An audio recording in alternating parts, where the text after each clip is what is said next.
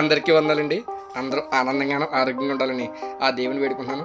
నా పేరు బ్రదర్ ఉమ్ముడు చిన్న తుని. అదేవిధంగా ఈ సంవత్సరం 32వ ఆదివారంలో ప్రవేశపెడుతున్న దేవుడికి నా ప్రత్యేకమైన ధన్యవాదాలు.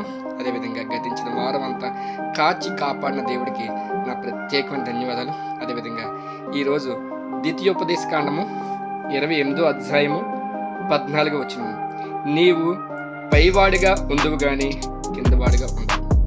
మనం ఎప్పుడైనా సరే దేవుడిలో నడిస్తే, దేవుడి మాటలతోనే నడిస్తే, దేవుడు ఆజ్ఞ ప్రకారంగా నడిస్తే మనం ఇప్పుడు కూడా పైవాడిగానే ఉంటాం. అదేవిధంగా దేవుడు ఆజ్ఞ మీరి దేవుళ్ళు నడవక, మంచి విధంగా నడవక, చెడుదారులు వెళ్తే మనం ఇప్పుడు కూడా కిందగానే ఉంటాం, బానిస బ్రతుకులు బతుకుతాం. అంతే తప్ప చాలామంది ఈ రోజులైతేనే పైకి ఎదగాలి, పైకి ఎదగాలని ఆరాటమే తప్ప తమ కింద నుంచి ఎదగాలి, జాగ్రత్తగా ఎదగాలి, మంచిగా ఎదగాలి, నెమ్మదిగా ఎదగాలని ఆలోచన లేకుండా చాలామంది చాలా రకాలుగా ఇబ్బంది పడుతున్నారు. దయచేసి పైవాడిగా ఉండాలంటే కొన్ని దేవుడిలోనే నడవాలి. అదేవిధంగా దేవుడు ఆజ్ఞను పాటించాలి. అదేవిధంగా దేవుడిలో నడిస్తే దేవుడు హృదయపూర్వకంగా మన పైకెత్తాడు.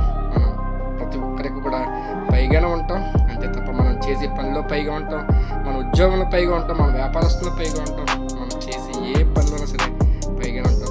దయచేసి ప్రతి ఒక్కరు కూడా జాగ్రత్తగా మంచిగానే ఎదగాలి, దేవుడు ఆజ్ఞ ప్రకారం ఎదగాలి, చాలా జాగ్రత్తగా తమ జీవితాన్ని పైన ఉండే విధంగా చేసుకోవాలని వేడుకుంటున్నాను. చిన్న వాక్యం దేవుడు దీవించిన కాక అందరికీ వందాలండి.